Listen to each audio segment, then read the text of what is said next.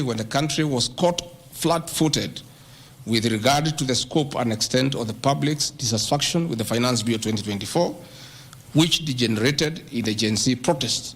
It pointed to the failure of the National Intelligence Service in carrying out its mandate. I am persuaded that the National Intelligence Service ought to have known beforehand that the public was completely opposed to the Finance Bill, and they ought to have briefed the President before the protests began, as this would have caused a change of tact by government regarding the proposed bill, and protests which culminated in the loss of innocent lives and destruction of property could have been avoided. Hence, I expressed my opinion, as this is in my public media briefing in Mombasa, and my utterances were not any different from what happens to other countries when there is lapse or failure by the intelligence agencies. Many of you will recall that after September 11th terrorist attack in the US, the US intelligence agencies were massively criticized. An inquiry was even opened to investigate why the intelligence agency was not able to detect and thwart the terror attack. Under the Constitution of Kenya, the government agencies are supposed to be accountable to the Kenyan people, including the National Intelligence Service, and calling them out when there is a dereliction of duty does not amount to undermining them. In any case, the Director General of NIS is not above the law. He is a public officer. Just like the President, the Deputy President, Cabinet Ministers, he too is subject to criticism like any other public officer. In fact, I'll have videos. President William Ruto, as Deputy President, at one time criticized the then Director General of the National Intelligence Service. In another video, he heavily criticized the then Inspector General of Police for underperformance. I have learned from my boss how this job is done. It's clear. It's done. I mean, nobody, the President is criticized daily. The Deputy President is criticized daily. And we take no offense. The Director General of the National Intelligence Service is not above the law. He is a public officer. He is accountable to the people of Kenya. And when one feels he has underperformed, he'll be called out. Because that is the nature of the Kenyan state. And this I learned from my boss when he was Deputy President. Again, there was the issue that the President and I committed ourselves publicly that never again in our administration shall ever we allow abductions and extrajudicial killings. Despite the police keeping on misleading the President to say that there are no abductions, you all know, you have evidence on video that they have happened. And that is what I commented, and I said it is wrong. And because I'm a truthful person, I'll say what is wrong when it happens. Despite the fact that I am compelled by the principle of collective responsibility to be part and parcel of every decision made by government, that I'll continue to do so, but only those decisions that are constitutional and within the rule of law. Abductions and judicial killings are unconstitutional. I will never support them.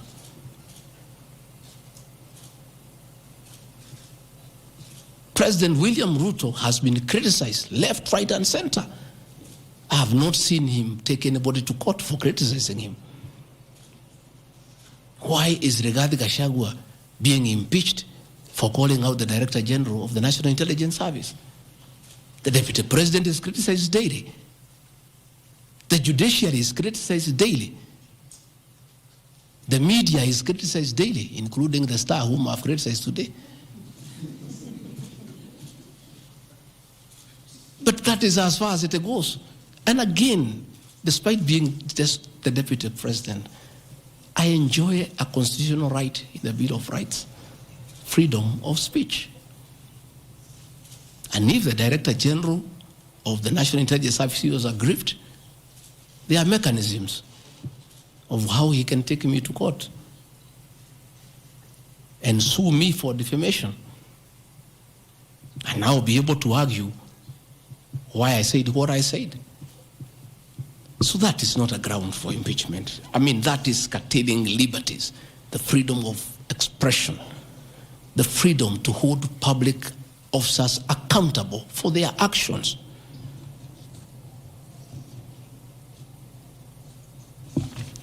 And I want to say finally,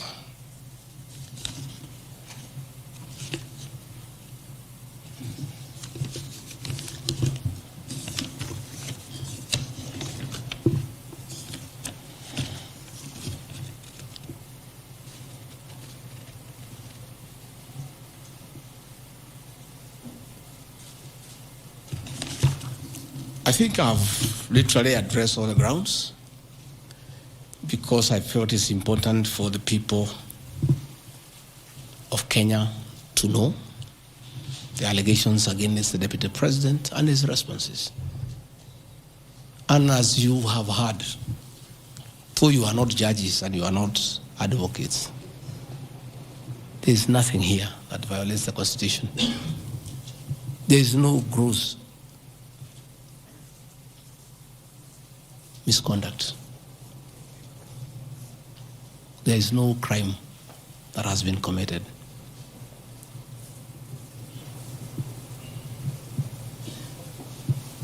I'm innocent on all these charges, and I want to clarify my apology yesterday to the President did not in any way imply that I'm guilty of these charges. I'm not. This I'm not. My statement was that if there is something I've done to the President that I don't know, that probably has upset him, I ask for his forgiveness. But that was in no way an admission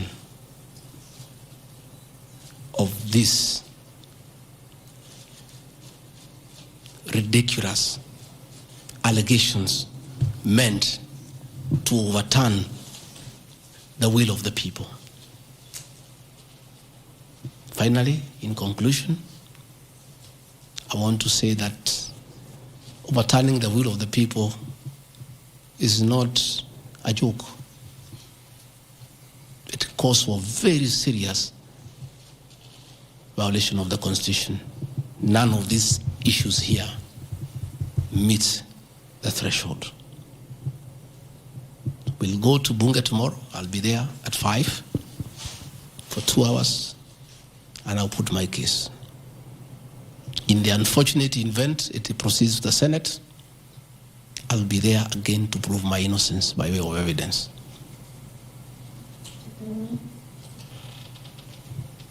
When I called this press conference, there was a lot of speculation that Gachagua wants to resign.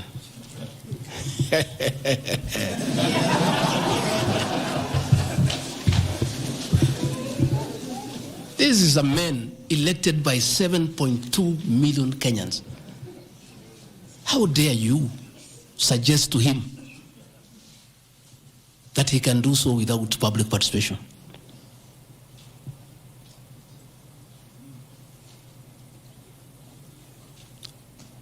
I have no intention whatsoever to resign from this job. I'll fight to the end. I have tremendous respect for our judiciary and the professional judges of the High Court, the Court of Appeal, and the Supreme Court. And in the professional manner, they have handled serious issues affecting Kenya. The impeachment of a deputy president elected by 7.2 million Kenyans is not a small matter that can hastily be decided by a few members of parliament and senators and wish it away.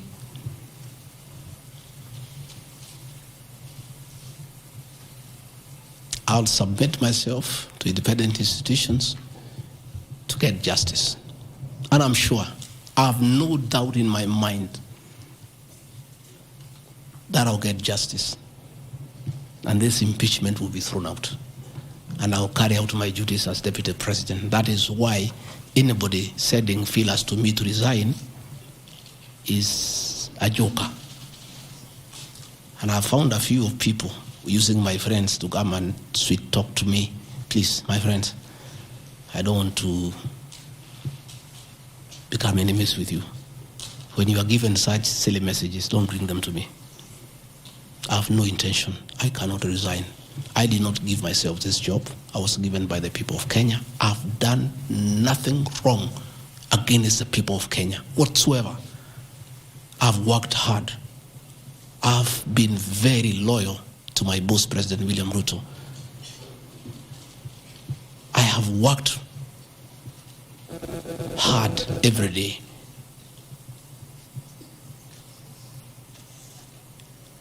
And I will not be distracted. I think there's one issue I've forgotten, one ground. The issue of the shareholding, isn't it?